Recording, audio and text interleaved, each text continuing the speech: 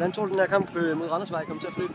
Ja, det kan jo kun være en stensikker sejr til Stortorv. Ja. Det er der ikke nogen tvivl om. Nu har I jo også vundet tidligere, men Randersvej er jo ubesejret igen. Ja, men Randersvej de har haft en hård kamp mod håndelsfinalen, så jeg er sikker på, at det er stand på hånden. Hvad er jeres stærkeste kort som hold?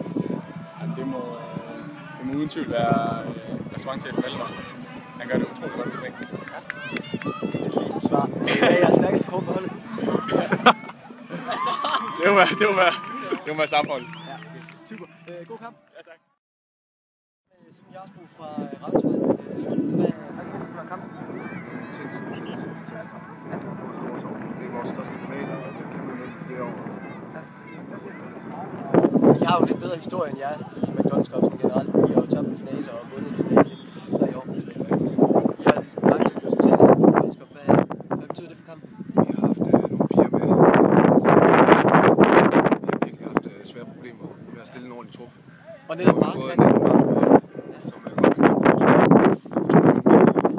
Netop Mark, han er jo sat i holdet i år. Det klarer jeg uden. Ja, det gør vi.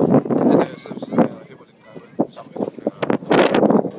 Hvad betyder det sådan generelt for at arbejde i Aarhus, at tabe eller vinde en kamp? Vi står her med Randersvejs største fan, Mark. Hvad forventer du af kampen?